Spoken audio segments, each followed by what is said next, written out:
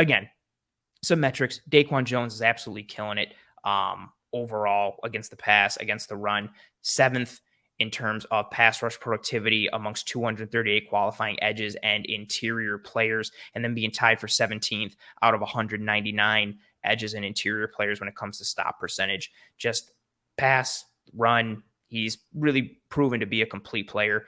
Here he is on this play. I've highlighted him here.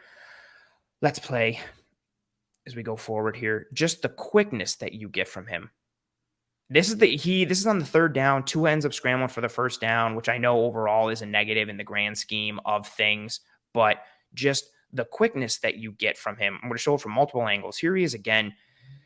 And again, keep in mind too, like his alignment. So he's lined up over the tackle, almost on the outside shoulder. So it's like, it's not even necessarily in a 4. Like he's even further from that. And this is a player who normally lives in the A gaps or, on, shaded up, or at most like on the inside shoulder of the guard. Like, so him being in a wide alignment here isn't necessarily his forte for his skill set or his size. And watch just the quickness, the quick arm over or swim. But then this is the piece too, the agility. Watch the bend. He drops that shoulder. So he drops that shoulder, the fluidity and the athleticism to do that. But then also look at, again, this is something Eric and I talked about in the film room, the ankle flexion. He's a 300+ pound man. So the strength and the flexibility you have to have in your lower body, in this case, your ankles, to pull this move off. This isn't like trying to make it seem like more than it is. This is a legitimately impressive piece. Watching him use that to dip and get around, and then he straightens up. Tua just makes a play as DaQuan comes through. But again, that's an impressive rep. I know it ends up just being a pressure. He doesn't bring Tua down, but just watching that, again, this isn't someone, I know he's 7th in pass rush productivity, but this isn't somebody who is looked at as, well, we got to get our pass rush from DaQuan Jones. Him just adding it is, again, that cherry on top with how good he is against the run and what he was brought in to do. Again, circled again, head up, slightly outside shade of that right tackle. Watch him just bang and then dip and get through. I'll play from this angle in regular speed one more time, or I guess for the first time in regular speed completely. Just bang, dips, rips, through. Real quality, real quality. Another play that we're going to go through here from Mr. DaQuan Jones is, here we go, through the snow. Okay, this one, I'm not even going to show it from the sideline angle or the one, that's the camera angle I want. Here is DaQuan Jones. I tweeted this out yesterday, put that he made the center look like he was a baby giraffe. Someone whose Twitter handle I forget said, gave me the gif of Bambi trying to move well on ice. So it could be a baby deer on ice. It could be a baby giraffe, however you want to look at it. But here's DaQuan Jones, and just, I'll circle him here. I'll play this regular speed. Just watch what he does to the center. Poor center. I'll go again. Play it in real time. Because real time, you get a true sense of just how quick it happens. Now we're going to go in slow-mo. So I'm going to play it regular speed. There goes the motion. Here goes DaQuan. Just watch what he does. So the center's going to try and anchor. DaQuan's under him. He's got the good hand placement right in the chest. He's got leverage. He's pushing. He's driving through. This is kind of textbook. He's underneath him. Center does not have his hands. Liam Eichenberg, he's, his right hand is off here. He's got nothing. He's got no grip. He's in poor positioning. He's not going to be able to anchor, but he tries to anchor. And nope. Tries again. Nope. And just, you can just see him melt. And melt. Sorry, I feel so bad doing this, but this is just brutal. And then this helps heat up Tua. This is on 3rd down. All Miami needed was 2 yards. This helps heat up Tua. He tries to get it to Mostert. Throws it a little high, and behind him, incompletion, Bills get off the field. So not only is it a good play from DaQuan Jones, but it also contributes to getting the Dolphins off the field, getting a stop on 3rd down in a very manageable, this is 3rd and 2. And with how Miami's offense has been rolling, this is more than accomplishable for their offense. And DaQuan just ruins any chance of it by making Eichenberg look like a newborn baby giraffe trying to walk for the first time. Brutal. Oof. Just I feel bad, but it's also, man, it's just his power, the burst, the leverage that he's able to play with, like how good he plays technically, but also from a strength perspective and overall what he does. Here's another one, Mr. DaQuan Jones right there. Circle him. Again, this ends up being a positive gain for Miami. Nice tackle by Taylor Rapp on the outside, but I don't want to just pull the plays that, it only resulted in a negative. Like sometimes it's still just impressive to see what they do. Again, wide alignment, head up on the right tackle. Here he is again, DaQuan Jones. We'll go in slow motion. Watch. He goes from head up on the right tackle to the far side A gap, similar to what we saw in that first play. Slants over, hits Eichenberg with that swim move. But it's more so the speed with which it happens. Again, I know Tua gets it out to his outlet. I know this is a positive gain for Miami. It's 2nd and 10. They gain 7. But I'm just going to keep playing it from this spot. Just watch the quickness from DaQuan Jones over and over again. How fast he goes. He crosses multiple gaps and gets into the backfield in the blink of an eye. This is not a pass rush specialist interior defensive player. This is not a 285 or 90-pound defensive tackle. This is a 300-plus pound defensive interior player who is used to plugging the run, 2-gapping or gapping and a half before he came to Buffalo and became more of a 1-gap penetrating type of dude. The fact that you're getting this out of your run-stopping defensive tackle and he's still playing well against the run has been a huge boon to this defense. Again, having an absolute monster of a year, being 7th in pass rush productivity, which is just nuts for him considering he's not a pass rush specialist as an interior player. Extremely impressive. He's somebody who I know everybody keeps saying it, a lot, like got to get, extension. He really does need to be extended. I know age is a factor, but what he's brought to this defense, it's been a lot. It's been significant. Someone else who's brought a significant piece to this defense this year has been Mr. Ed Oliver, DaQuan's running mate on the interior. Here he is right here. You can't really make him out, but he's right next to Shaq Lawson there on the edge. So here's Mr. Ed Oliver right here. Also, I want to highlight Taron Johnson on this play for boxing in this run and helping Ed Oliver to make this play, but playing in real time. There goes the motion. Watch Ed just scrape down the line. Boom. Good play. Again, I want to highlight Taron. Watch the play by Taron Johnson. This is what helps make it. We go. We get that burst motion. It ends up being a handoff. Watch Taron come up. Again, plays the run like he's a 6'4", 240-pound linebacker. Comes up, boxes this run in. He comes up, he gets underneath, gets outside, dips underneath. He forces Mostert to have to take this alley. If he plays this wrong, Mostert gets to the outside, and then Ed Oliver and Terrell Bernard, these guys who are chasing these pursuit guys from the interior, they're not going to get Mostert. With his speed, it doesn't even matter the angle they're going to take. They're not going to make that play. I guess there's a chance that they might, but it's going to be a significantly harder play. So Taron forces this back inside to where his help is, trying to limit the explosive play. But Ed came down the line like a banshee and bang, makes the play on Mostert. Let's watch it from, not this angle. I hate this angle. We'll go from this one. There's Mr. Ed Oliver. We're going to go in slow-mo here. Watch how he makes contact with the guard, but watch how he keeps himself clean. He gets the hand extension. Look at the hand placement. Bang and bang. Can't really see it too great without zooming in, but he gets the hand placement there. It's right into, and then it's in front of his helmet. Like here, it's right into the chest. He's controlling his man. And then on top of it, he extends as he reads this play. So his eyes, let's go back a little bit. His eyes are in the backfield. As he's working his way down the line and has his good hand placement, his eyes are in the backfield on Mostert. So he's watching what's happening. Watches, boom, get the big extension again. Now he presses his man off him and then gets clean and works his way down the line. Hustles, bang. And even right before he makes the play, this is nice too, because Hunt tries to make contact with him again. Watch Ed again right here. One more quick little type of stiff arm shot. punch, some shock with your hands, some pop with your hands, just to get him off kilter and keep yourself free, to prevent him from getting into your kitchen, to prevent him from getting into your body and latching on, just making the play, and then bang. I'll play it in fast motion a couple times just so you can get the speed of it.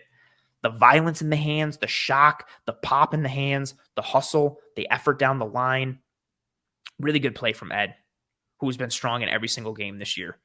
Pass rush against the run, he and DaQuan have just been absolute studs on the inside for the Bills. It's part of the reason why this defense has been so successful. Look at every time, again, you see it better when it's not in slow-mo. Look at every time his hands make contact with Hunt. Watch the pop, watch the shock, like what you see in the hands and in the pop from Ed Oliver. Every time, bang, jolts him back again, and then gets him again. Like, watch the whiplash in the head and the neck every time. Like, there's real shock, there's real pop in those hands from Ed Oliver. Let it finish on the other angle here. Just every time, man. Boom. And again, this is the angle. See Taron Johnson? Let's let it run. Here comes Taron. Boom. Dips under, forces this. So Mostert has to cut into this alley. And because he cuts into that alley, it allows Ed Oliver, who's flowing down, to make that play. And he crushes Mostert. And another play we're going to look at for Mr. Ed Oliver. This one's a straight up win. I'm not going to go from the sideline angle. I'm going to go from this Ed zone angle. Here is Mr. Ed Oliver. Quick, decisive burst off the line. And watching him win on this one. We'll go in slow-mo first. So you see, bang, quick swim. Actually, no, it's the other angle. That's the better angle. This is the one. Here's Ed Oliver. We'll play it in real time first. Just watch the quickness. Boom. Backfield plant. Just, this is 2nd and 4. Miami loses 2 yards on this play because of Ed. Just the quickness, the recognition, to recognize the run, the hand technique, the quickness, the agility. Avoids the block, gets in, bang. It happens in the blink of an eye. That type of interior disruption, JP and I talked about it last week when I had him on the show, like getting that interior pressure against Tua, but also having that interior presence against the run was going to be needed for this Bills team. DaQuan brought it. Ed Oliver brought it. Man, quick, decisive win for Ed Oliver. Just overall impressive with what he's doing right there. Last player I wanted to highlight here in stock up, Mr. Matt Milano. Just an absolute monster. It's nice to see him finally getting recognition on the national broadcasts. Here he is on this one. Actually, the first piece I want to call out with this is note all the pre-snap communication. Micah Hyde, Matt Milano, Taron Johnson, Terrell Bernard, even Epinesa to start, but just watch all the pre-snap communication that is happening with this Bills defense. Just all the communication. Terrell Bernard looks like an air traffic controller. Just all the pre-snap communication, bang. And then what I want to do with this one, we're going to let the play run, but I want to keep playing it in real time at this specific spot so you can see just like the speed and the aggression with which Terrell Bernard comes forward and Matt Milano comes forward. This ends up being a forced fumble and a turnover. But just watch from this perspective how fast. It's just, I'm just going to keep hitting it from this spot. Bang. Boom. Like Bernard and Milano each got shot out of a cannon right there in that very moment. That's the physicality, physical, aggressive, burst at the tackle point. Not out of control, purposeful, controlled violence, controlled burst, controlled aggression right on the ball carrier, and the ball comes out. I don't even think Milano is necessarily going for the strip. He's just making a hard, fast, physical football play, and it leads to a fumble. Boom. Let's watch it from this angle. And again, what's nice with this is, so here's Milano. Watch him start to flow. He does this so well, like flowing over the top, scraping over the top, like his ability to read. He sees what's going on here. Bernard fills the alley right here, which is nice. And then Milano shoots it backdoor. Like his ability to like shoot those gaps, get in quickly, penetrate, whether it's due to just athleticism and quickness or a pre-snap read or post-snap processing. He's so adept at this. gets through, boom. Again, not necessarily going for the strip, just makes a good physical play, gets his hand on the ball as he wraps up, ball comes out. Watch it from this angle. Again, see all the communication. Here's Matt Milano, who recognizes the motion, which is a tell. Alec Ingold going in that, orbit, any type of orbit motion, burst motion, fast motion from him. Balls usually going to that side. There goes Ingold. Ball on the side. Boom. Again, Milano. And we'll circle Bernard, too. Shout out Bernard, who's played well. We've highlighted his play on the show. Bernard triggers, sees the ball go to Mostert, comes downhill. This is also what part it makes it too, right? Like Milano makes this play on the ball and generates the fumble, but Bernard coming up and filling the alley here and filling the hole and doing it at the angle and the pace that he does is what causes Mostert to have to stop his feet and put his foot in the ground, which is what leads him to Matt Milano and which is what leads to the fumble. I also want to highlight on this play Mr. Alec Ingold for the Miami Dolphins. Good blocking fullback. Watch him go outside and meet Mr. Dane Jackson. Boom. Dane coming up and making a physical play. Like, that's what you got going on here. Like, everybody's playing fast and physical and purposeful. Does it mean they're going to make every play? No. Does it mean they're not going to get caught out of position? No. Does it mean they won't miss tackles from time to time? No. But just the physical aggression, the physical and the physical aggressiveness that they have, the mental aggressiveness they have. They're just playing free. They're flowing to the football. It's fast. It's aggressive. It's clean. Just look at everything happening simultaneously. And I'll go in slow motion here. Dane Jackson pops Ingold. Bang. Bernard comes up. Mostert cuts. Milano crushes. Mostert. Ball comes out. Just look at everything happening all at once from multiple levels and players of the defense. Boom. That's good football. That's good defensive football. That's hard, clean, fast, physical, aggressive football in a multitude of areas. So shout out to Dane on that play. Shout out to Milano. Shout out to Terrell Bernard. Again, I know we're focusing on Milano here, but Bernard deserves recognition for that one, as does Mr. Dane Jackson, who played well coming in for Tre'Davious White. This next one, 4th and 6th. Shout out a little to Milano here, but really also want to shout out Sean McDermott on this one too, just with the pressure look that you've got. So you've got 3 on this side with Terrell Bernard coming up and lined up between Ed Oliver and Leonard Floyd. So you've got 3 showing on the left and then 2 showing on the right. Matt Milano doesn't count there. So it's really just Groot and then man inside here, Mr. DaQuan Jones. But on the snap, as you can see, Bernard drops out. So let's key what's going on here. So watch the center. Based on the 3, again, this isn't crazy. These are just simple numbers. 3 showing versus 2 showing. So what are you going to do if you're the center? Let me slide to my right because I got to help out the 3 side. Eichenberg slides to his right. Nope. Terrell Bernard, he drops. Matt Milano, he rushes. This is similar to one of the plays we showed last week. And similar to a play that we showed against Washington with the idea of just creating overloads and creating a numbers advantage by showing different numbers and alignments pre-snap. So Bernard drops out. Milano comes. What do you have now on this side? DaQuan goes inside, takes his man. Milano goes inside, takes his man. And there goes Greg Rousseau. Free off the edge. Watching in real time. Slide. Free runner. Sack. So I love it, the design and the call from Sean McDermott in this situation. What I love from Milano is the timing of it. He's so adept at timing snap counts and then pairing that with his burst and his aggressiveness to shoot gaps or get into offensive linemen. Just watch the timing. It just works out so well. And he's just there to take up the tackle.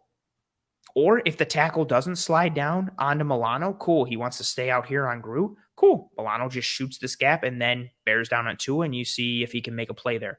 But he does his job. Again, watch DaQuan slant on the snap. Milano takes that inside route because the thought is this tackle either has to come down on a Milano and you get a free runner with Groot, or the tackle stays out on Groot and then again, Milano slices inside. Either way, at this point, what Sean McDermott has done is created a 3-on-2 for the Buffalo Bills, which is obviously an advantage. Free runner, Again, good schematic design, good timing from Matt Milano, but a really nice 5-man pressure. Again, Sean McDermott has been very successful with these 5-man pressures, and the players are executing well, but also just from a design standpoint, sometimes it's as simple as show 3 on one side and 2 on another, and then switch where you bring the 3 and drop somebody out. And then again, you have to shout out the coverage on the back end.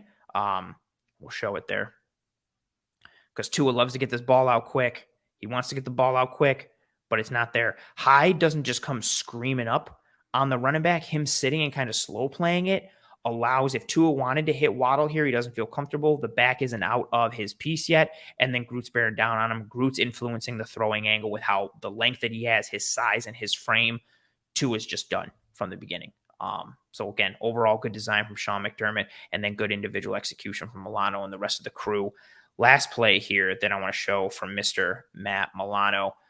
Early on in this game, man, just a really, really, really, really, really strong play from him. I want to go to the end zone angle. There we go.